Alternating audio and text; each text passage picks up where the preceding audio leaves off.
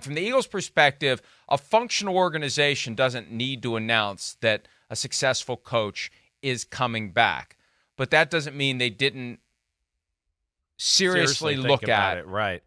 what – I mean, remember the Jeffrey Lurie face from the luxury suite in the fourth quarter? Right. This complicated mask of bewilderment, confusion, and just friggin' pissed off. Like, he was beside himself. I've never seen him look that way.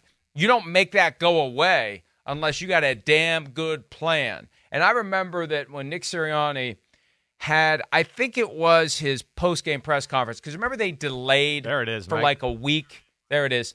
That is just, can I just get the hell out of here? What am I doing here? Why did I buy this team? Will this camera please get off me? What can I do?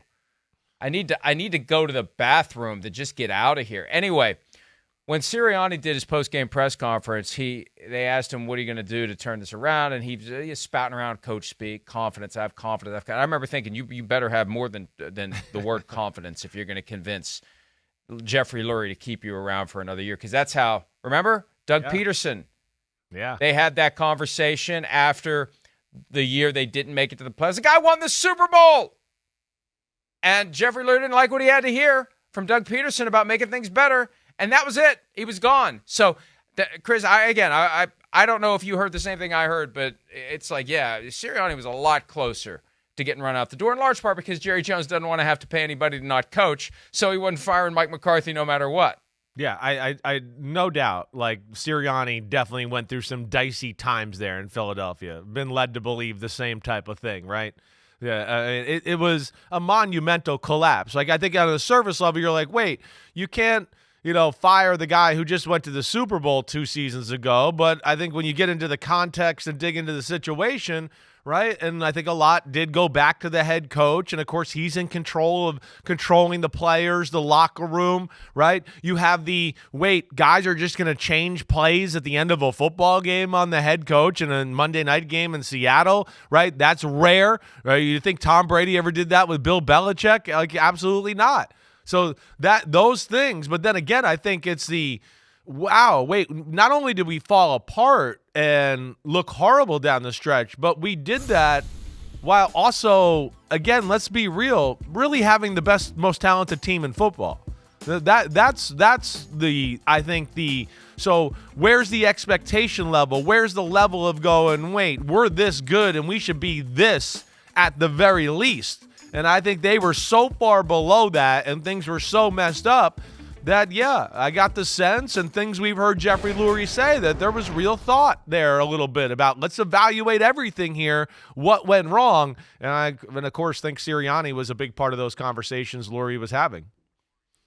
This week at the league meetings in Orlando, Jeffrey Lurie looking slightly happier. Not that he could look any more unhappy than he did that Monday night in Tampa. Here he is explaining the decision to stick with Nick Sirianni for at least a fourth year. The things with Nick, I have to say, were really impressive, were wanting to truly improve the ingredients of the offense, truly improve who was going to lead in terms of leading the offense and the direction it would go. Wanted to be much more innovative, much more dynamic.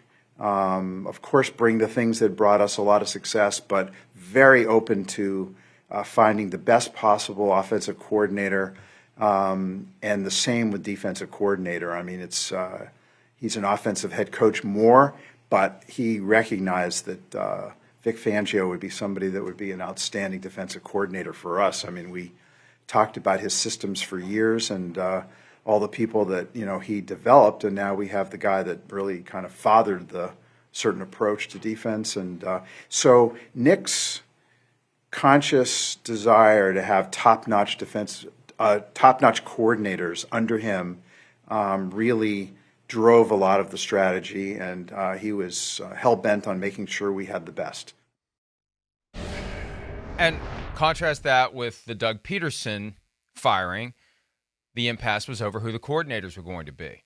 So Sirianni had to be all in on bringing in the best. Now, reasonable minds may differ on whether Kellen Moore qualifies for that category. He's been fired each of the He's last an improvement, 2 years. that's for sure. I'll say that. An improvement. Right. Definitely an improvement. Right. And Vic Fangio's the guy they wanted last year and the guy they probably would have hired last year if the Cardinals hadn't tampered with Jonathan Gannon to the point where the Cardinals knew they were hiring him.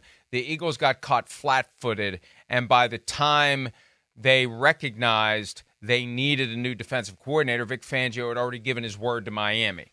So now they get Fangio a year later. That's the guy that he would have hired last year. The defense was not good last year between Sean Desai, who was soft fired halfway through the season for Matt Patricia, and now you've got Vic Fangio to come in and do his thing. That's the thing that saved Nick Sirianni. It might not save him for more than a year. No. I mean, it's hard to imagine a guy being on the hot seat after 3 seasons, a Super Bowl appearance, and playoffs every year. Playoffs every year. Unbelievable. Yeah. But that's where we are because Bill Belichick is looming, and I think the Eagles are one of the teams. Not that the fan base is going to be going nuts for Bill Belichick, but I think the fan base would not revolt either. They'd be willing to give it a try if Jeffrey Lurie and Howie Roseman think that's the right thing to do. Well, it's like the old you know sometimes you hear me say, right, like the old saying with quarterbacks, like, are you taking advantage of all that's there to be had, right? You know, if there's a 20-yard in cut open, are you throwing that, right? And but some of these grading sites, they'll wait, he checked it down for a 3-yard gain and he gets a positive grade. And it's like, no. Somebody was open for 30 yards over the middle. We let that go. Why? I don't know. We didn't maximize the play. I think a little bit of that with the coach, going back to kind of what I said a few minutes ago, right? It's like you said, when you read off the resume, you go, ooh, that sounds really good. But the fact of the matter is they want more than that. Lurie expects more than that. Howie Roseman expects more than that. We, of course, expect more than that in what we saw the Eagles. Listen, you don't need to be a brilliant Bill Belichick mind to look at the Eagles and go, best offensive line in football. Best defensive line in football. Pretty good corners. Maybe the best duo of receivers in football, like we talk about. Damn good quarterback, right? So I think there's a little bit of Lurie and Howie Roseman probably like, we're awesome, and we're getting dominated by Baker Mayfield and the Bucks in the wild card game, like with an all-star team. So I think that's where they had to go back to it. But obviously, Jeffrey Lurie thought about this in depth, right? I like that about him. He's a guy and one of those owners, Mike, we talk about where, he meddles, but he's all in all the time. He's all over everything. So he's a little different. He's more Jerry Jones than the normal owner, right? I think that's what people don't realize either. And I got to think the coordinator stuff, like you talked about, had to go play into the decision of going, man, that was tough. I mean, yeah, we did lose Shane Steichen. The Gannon thing with Fangio and all of that was a little odd and weird as well. So the fact that Sirianni was willing to be progressive and get some other big personalities back in the building at the coordinator position, I'm sure, Lurie liked that. That was still, he was still looking to go forward and be constructive going forward and cutting edge and doing all of that. And hopefully they can take advantage of that and the new coordinators there in Philadelphia. You made a point that a lot of fans just don't realize that Jeffrey Lurie does have a spoon in the stew. Yeah. Does it in a low-key way. Right. And it's one of the reasons why Howie Roseman has survived as long as he has, because Howie lets him. There's a chance you hire a GM who, although he would not be dumb enough to come out and say, can you please get out of my face? I have a job to do. Guy who signs my checks. You get a vibe when you're not really welcome in a setting like that. And that vibe could emanate from plenty of general managers who don't want to allow the owner to be essentially, as they would say at a university, GM emeritus, because that's kind of what he is. Yeah. He's not doing it full time, but he's all in, and he's smart about it, and he's not looking for the credit because he's and look, that's why I've always respected the Jerry Jones approach. He's not making any bones about it. I'm the GM. Yeah. And a lot of these owners, people don't realize, a lot of these owners are basically the GM. They just don't only want to know they're the GM because they don't want to take the heat for it. Yeah. That's why they pay the commissioner so much. They don't want to take the heat for the things that they want to do, so the commissioner's the one who takes the heat. Within each organization, the GM is the one who takes the heat, and the GM is the one who gets fired for going along with the things the owner wants to do. Yeah. No, I think that's a big part of it. And, that's where – credit to Jeffrey Lurie and having the right touch in that type of situation. Credit to Howie Roseman, and from what I've heard, yeah, they've welcomed him, right? Talking to people that have been in the front office, it's kind of like, hey, Lurie, come in. Hey, we'll teach you. Look, this is what we're looking at. What do you think? This guy, that guy. See, we like this. So they've embraced it instead of like you're talking about, kind of like, here's the owner. Yeah, good to see you, owner. Right, great. Yeah. We like that player too. Right. Yeah. Oh, yeah. He's awesome. Right. Looking at your watch. Yeah, exactly. So that's where I think it is a different dynamic to your point there. It is. And that's why the Eagles are a top-notch organization.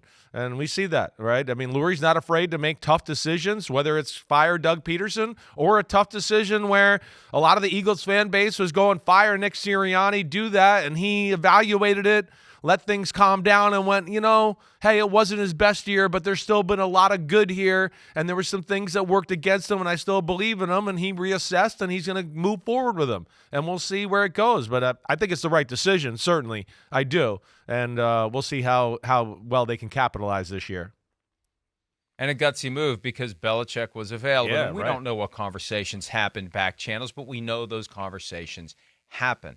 Due diligence gets done all the time without the prying eyes, the media even being aware of it. But you got the Cowboys, who could maybe hire Belichick next year when Mike McCarthy's contract expires. And what have they really done to make the team better this year? Does anybody really think the Cowboys are going to be as good, much less better than they were last year based upon what they've done so far this offseason? A lot can still change, but it's not looking like they are all in. Right. All in. I mean, it's amazing how all in has become such a joke, but Jerry's the one who made it the joke by saying it over and over and over again and not doing anything remotely resembling all in. So you got the Cowboys, you got the possibility for the Eagles if this doesn't work with Sirianni this year, and then you got the Giants, kind of the low-key, they're the team that's been firing their coach every other year. Daboll is the first one to get a third year since Tom Coughlin, for crying out loud. They were doing lather, rinse, repeat over and over and over again. Out they go. In they come. Out they go. Hi, it's Mike Florio. Thanks for watching PFT on YouTube. Hit subscribe for the latest news and analysis from Pro Football Talk.